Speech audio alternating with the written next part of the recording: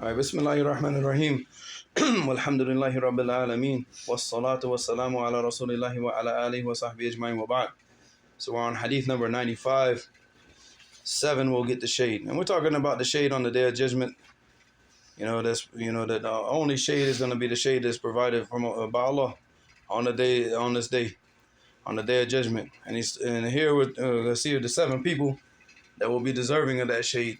And the whole purpose is to motivate us, inshallah, to try to be from amongst one of these 7 people by permission of Allah. So in Abi Hurairah radhiyallahu anhu and the Nabi sallallahu alaihi wasallam called us. So Abu Hurairah, he reported that the Prophet sallallahu alaihi wasallam said, "Sab'atun yudhilluhum Allahu bi dhillihi yawma la dhilla illa dhilluh." There's 7. We're not recording. Okay. 7. Allah subhanahu wa taala will provide shade with on a day that there will be no shade except for the shade that Allah subhanahu wa ta'ala has provided for them. Alright, and who are these 7 people? The first one, he said, Imamun Adil. Imamun Adil, it means a just ruler.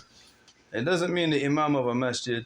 It means imam, a person who's an authority over a people, of a country, province, or whatever. So Imamun Adil, it means a just ruler.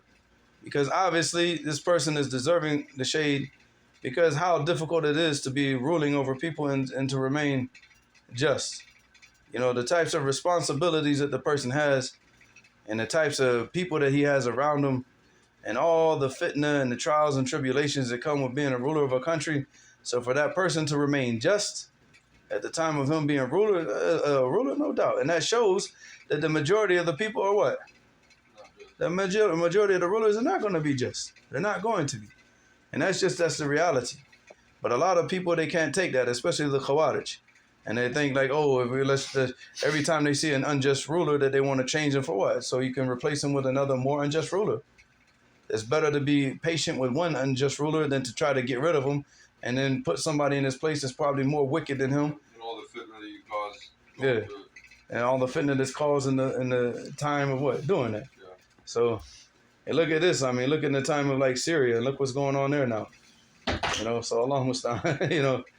The Khawarij got control of Syria, and now look at what's happened. Now they're giving up the land to Israel. They're doing all this. Look what's happening. Yeah, they're out there taking like the Golan Heights and all that stuff. That's who's in charge of Syria right now. And Khawarij. Yeah. But look at what they're doing now. So you see. He said the second person was Shabun Nasha'a fi ibadatillah. He said, and a young person who was raised up in the worship of Allah. Because obviously young people, they're young, you're like 15, 20, 25, up to 30 something, up until you hit the 40 age, right? But all that youth that you have, all that energy and all that, but you're using that energy, not going out, to just go out and, obey your desires and get all the things that you want to get that you desire. But no, you're using that energy, that youthful energy for what? For the obedience to Allah subhanahu wa ta'ala and raising yourself, being raised up in the obedience and, to Allah. So no doubt this person also is deserving of that shade. And a very, very few are these people. He said, وَرَجُلٌ قَلْبُهُ مُعَلَّقٌ بِالْمَسَاجِدِ. And a man whose heart is connected to the masajid. He just loves, even when he's not in the masjid, he can't wait to what? To get back there. And you find him sitting there, like he can sit there from Asr all the way up until Salat al-Isha without even become tired. His heart is just connected to the masajid. And, subhanAllah. We need a masjid that our heart can be connected to. Because wallahi, the problem is all the fitna that's in the masajid here and in other cities in America, akhi, it's hard for subhanAllah. SubhanAllah. Yeah. That's what we need to start making as our own masajid that our hearts can be connected to. We could just sit in there all day long. We don't have to worry about crackheads running in, people making the whole parking lot smelling like weed. We don't have to worry about, and all the people stealing money and all this other foolishness that's going on.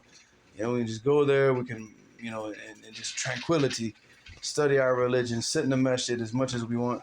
Allah musta'an. He said, وَرَجُلَانِ تَحَابَّا فِي اللَّهِ اجْتَمَعَا عَلَيْهِ وَتَفَرَّقَا عَلَيْهِ. And he said, and 2 men, that they loved each other for the sake of Allah. They came together with upon the love of Allah, for the sake of Allah, and then they split up And they left each other with the same intention. You know, they didn't come together because of some agenda. They didn't come together because, like we talked about before, oh, this person is funny, he makes me laugh, or oh, he gives me good advice, or oh, I benefited so much from it. No, it's for the sake of Allah, for the deen. And this person helps you with the deen, helps you become a good Muslim. So they come together on this and they depart on this. They never have any other agenda between them other than this. And in fact, if you took the deen from most of us, if you took it away, the deen away from most of us, what are we going to have in common?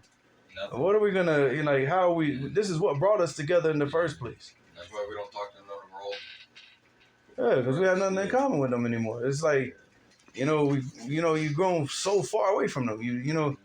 It's like now you're like a whole different person to them. And but they're not different people. They're the same people. Yeah. You're the different person, but now you're seeing them in a different reality. Yeah. A reality of something that you hate.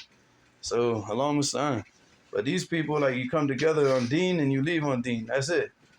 He said, وَرَجُلٌ دَعَاتُ إِمْرَأَةٌ ذَاتُ مَنْصِبٍ وَجَمَالٍ فَقَالَ إِنِّي أَخَافُ اللَّهِ. And he said, a man who is called to commit, a type of illegal sexual act with a woman. The woman, she's inviting him to come. And this is her qualities. Dhatu mansab. She's a person of status, of high lineage, of high status. Wa jamal. And she's very beautiful. And then obviously if a woman, she has high status and she's very beautiful, well, it's kind of difficult to tell her what. It's, to reject her, because you might, if she, especially, maybe not so much in America. I mean, in America, these women can cause a lot of problems for you. But I'm saying, like, in other countries, like, say, like a princess in Saudi Arabia, for some reason, she just messed up in the head, and she calls you, and she wants you to do something. Like, she could cause a lot of problems for you. If you tell her no, she can have you put in prison. She might have you deported from the country. She could have a lot of, she could cause you a lot of problems. So that's the whole issue of her status and her lineage, and, that she could cause issues for you. And then on the other issue, she's actually beautiful. Which is another caller, because now you got the one issue, like, you want self-protection. You want to protect yourself. So you might end up going and doing something with her that's haram, and it's haram because you're afraid of what? Well, yeah, what she can do to you, what she can cause, like the problems she can cause for you. And then on the other end, she's beautiful, which is like now your desires. So these are like two reasons that will cause a person to not be able to really say what? No, unless the person had taqwa. And the person was really, truly, about this deen. Because otherwise he's going to start saying, oh, I just do it just this once. And, because what's going to happen? I'm going to lose my job. I'm going to get kicked out of the country, And start justifying it, So Allah understand. The story of Yusuf alayhi salam. Yeah. Because she was, she fit that description. Okay. Yeah. All right. And then he says, Inni akhafullah. So he only does it, he left her, doing this act because of what? Fear of Allah. Because she had all the reasons, like everything that would cause a man to want to do something with her. But it was the fear of Allah that kept him from doing it. Not other reasons. Not that, like, he was about to start and then, like, a child ran into the room and stopped them. But he had the intentions of doing it. But he got stopped or got cut because somebody came in the room. No, he left it off because of fear of Allah. All right, and this person deserves a shade on the Day of Judgment. وَرَجُلٌ تَصَدَّقَ بِصَدَقَةٍ فَأَخْفَاهَا حَتَّى لَا تَعْلَمَ شِمَالَهُ مَا تُنْفِقُ يَمِينُهُ. So he said, in a person who gives charity, he gives sadaqah, فَأَخْفَاهَا. فَأَخْفَاهَا, it means that he hid it. To make it khafi. Khafi, it means hidden. فَأَخْفَاهَا. So he hid his charity to the point that his left hand doesn't even know what his right hand gave. That means that he doesn't talk about things. He doesn't go out and make a video and put it up on Instagram. Oh, look at this poor man on the street. Hey, poor man on the street, do you want some food? I'm going to give you some food. Here, poor man, look at the poor man. And you got your phone and you're recording the whole interaction. No, this is foolishness. This is no. فَأَخْفَاهَا. That he gives this type of charity to the point that his left hand doesn't even know what the right hand gave. So he doesn't let the people know it. Nobody wouldn't even know. Look at Sheikh bin Baz, rahimahullah, as a prime example. He was giving sadaqah to so many people and supporting so many families. Nobody knew about it until after his death. Because he even told the people that he gave it to, he said, you don't tell anybody while I'm alive.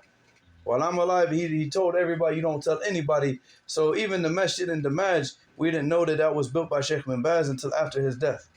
So until now, that's when it was told. It was Sheikh bin Baz that paid for that masjid that had to be built with his own money. You know, so, and he was supporting the dawah, he was supporting people, supporting widowed women and their families. But nobody knew about it until after his death. And then when the people started saying, oh yeah, he did this, he supported us for so many years. And, families, families with no father, he supported them with his own money. So Allah musta'an. فأخفاها حتى لا تعلم شماله ما تنفق يمينه ورجل ذكر الله خاليا, and a man who mentions Allah subhanahu wa ta'ala while he's alone, خاليا, no people around him, just him and his conversation, his talking to Allah, that's it. He remembers Allah while he's alone.